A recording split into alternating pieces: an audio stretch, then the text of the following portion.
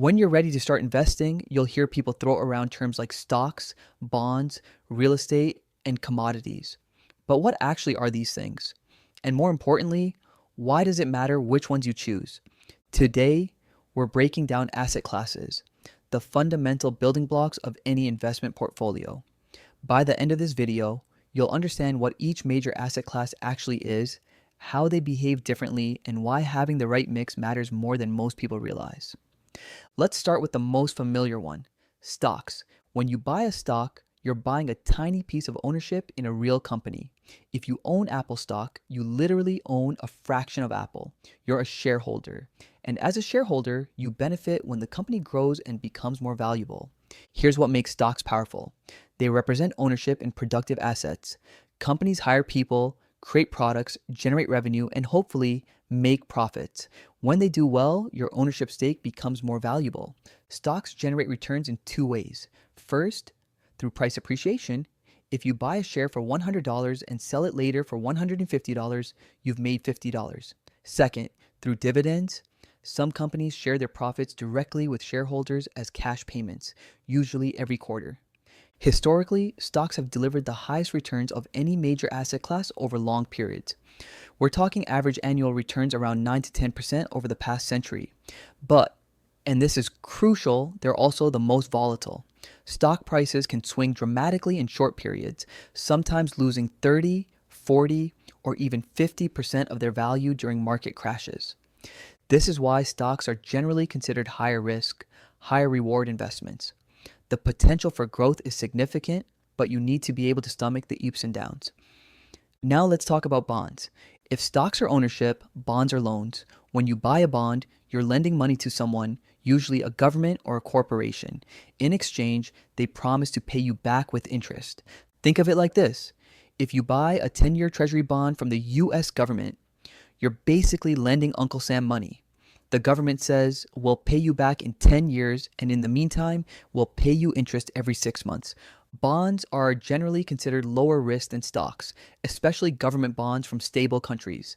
Why? Because the borrower has a legal obligation to pay you back. If a company's stock price crashes, shareholders get nothing guaranteed. But if that same company issued bonds, bondholders still have a legal claim to get their money back, even if the company struggles. The trade-off is lower returns. While stocks have historically returned around 9 to 10% annually, bonds typically return somewhere between 3 to 5%, depending on the type of bond and interest rate environment.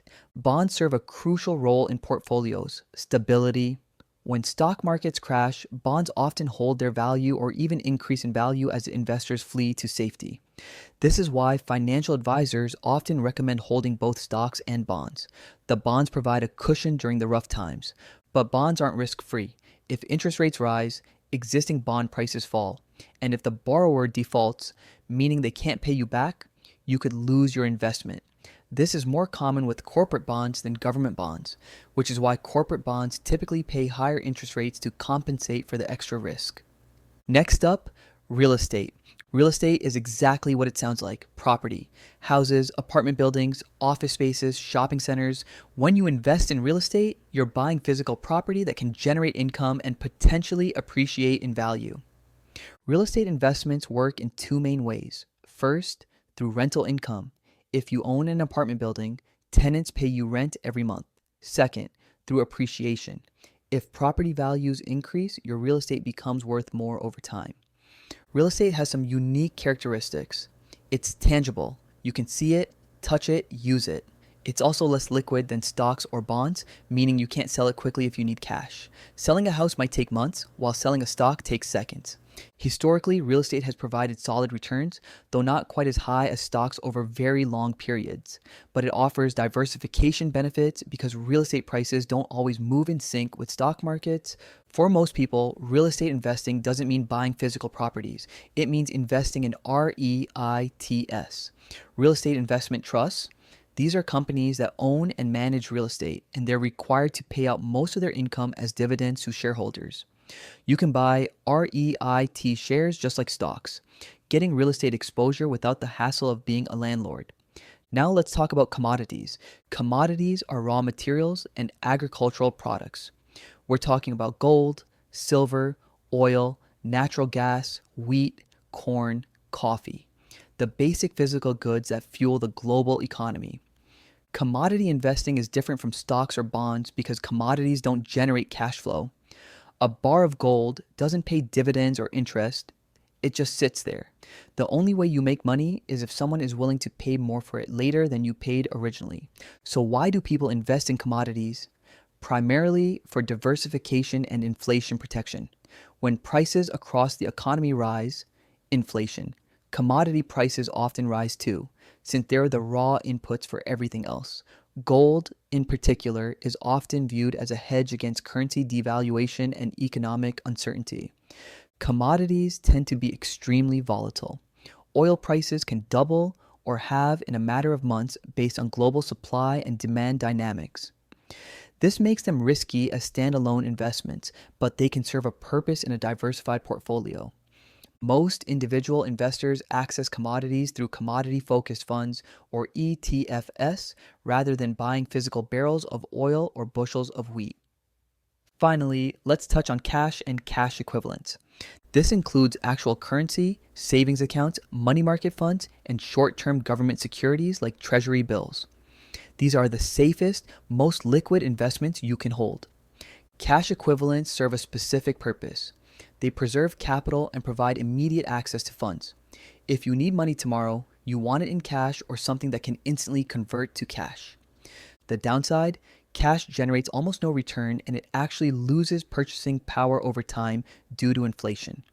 If inflation is running at 3% and your savings account pays 1% interest, you're effectively losing 2% of purchasing power every year. This is why holding too much cash is actually risky in its own way. You're guaranteed to lose purchasing power over time, but every portfolio needs some cash for emergencies and short-term needs. Now here's why understanding asset classes matters. They don't all move together. When stocks crash, bonds often rise. When inflation spikes, commodities might surge while stocks struggle. When the economy booms, stocks might soar while gold stagnates. This is called correlation or lack thereof, and it's the foundation of diversification. By holding multiple asset classes, you smooth out the ride. You're not putting all your eggs in one basket. If one asset class has a terrible year, others might have a good year, cushioning the blow. This is exactly why most investment portfolios contain a mix of asset classes. The specific mix depends on your goals, timeline, and risk tolerance, concepts we've covered in previous videos. A young investor with decades until retirement might hold mostly stocks with a small allocation to bonds. Someone nearing retirement might shift toward more bonds and less stocks to reduce volatility. There's no single correct asset allocation. It depends entirely on your personal situation.